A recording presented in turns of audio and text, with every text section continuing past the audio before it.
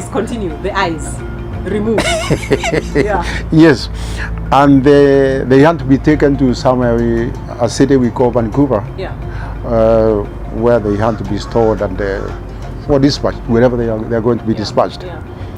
So you can see now going through such, incidents or such a trauma, For you, it was trauma, actually. Yeah. and Yeah. that is what motivated me now to think to venture into what I was venturing into, to go back to the military again, because first of all, opportunities.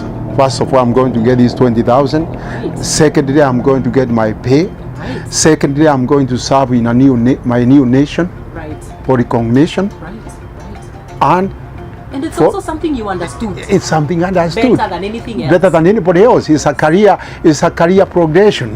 For you, yeah. For me, I'm coming from this and progressing with my life. Yeah. Whereby they terminated me at 44. Yeah. I'm still continuing when others are being terminated, that they are going nowhere, they are still there. Yeah.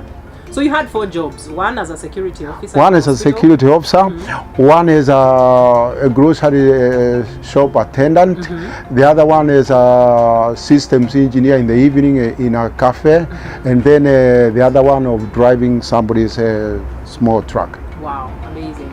Now, all those you have to do that every day Every day. to be able to get that money to pay for your school fees, and to be able to pay for your housing, Yourself, your for my daughter, and all this. Yeah. So that is what happened, and that's what drove me to get into that. So when I joined the Canadian Forces, Yeah. I was from the I was from the Kenyan Defence Forces Engineers Brigade. Right. Now, for me, I say, to be able to see the world, why don't I go to a different service? So you went to the Navy. I went to the Navy. Okay. I went to the Navy. Okay. And going to the Navy, I went to the training college for the Canadian Forces is in Quebec, Fort St. John. That is where I went. I went for my training, and I finished without any problem at all. Yeah. And after finishing, I was posted to fleet known as Algonquin. Okay. That's where I was posted to the ship in Victoria. Algonquin in Victoria. Yeah. That's a ship, huge warship. It's a frigate. Very huge, I would imagine. That's where I was posted that was now in 2005 when you were joining. When I was joining the Kenyan Defence Yeah, Forces. when yes. we were joining the Yes, Kenyan Defence yes, Forces. yes. I went there as a junior officer Right. because I knew what I was doing, and I could not blink, even saluting senior officers Sure. who by then would be junior to me. Discipline ile.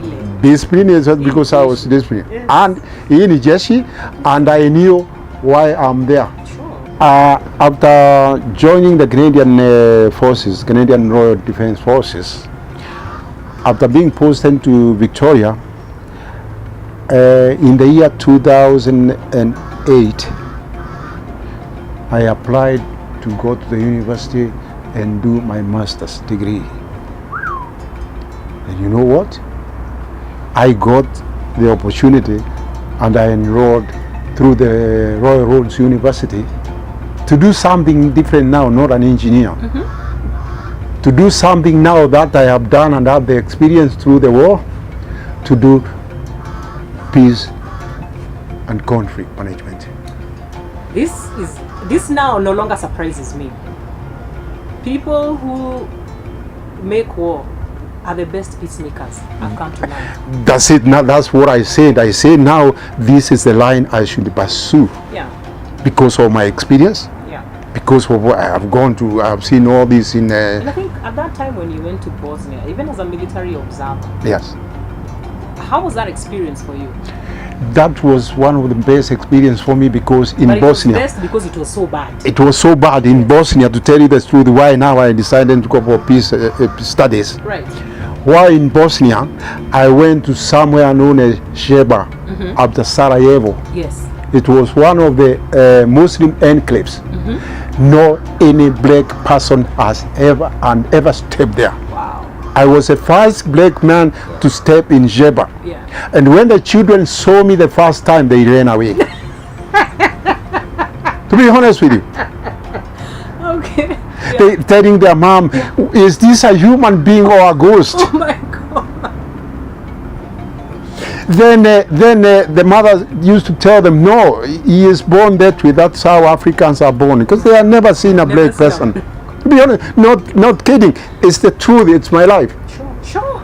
And after a while, so that I build a rapport between me and the children and the people. I had to manage a way of coming every morning. We go for patrols. Yes. I used to come with the sweets. I try to give them, but they cannot come near me. Oh my gosh. Then I have to throw them to them. Then they run and they pick them. Yeah. I come with a biscuit the following time. I throw, because during war, there is no business. There is not. You can't find a shop even to buy anything. But people don't know here. I know, and I think you have to talk about that. Because I hear people have that loose talk. Oh, if it is a war, let's have a war. I'm like, do you even know what you're talking about? Please speak to that. People here don't know about war because they think just war is when they hear just bullets there. But war is a real calamity in a nation.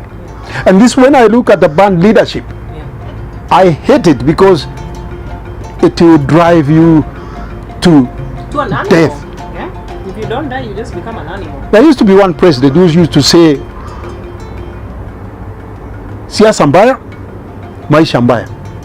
And people used to think that he is just talking for the sake of it.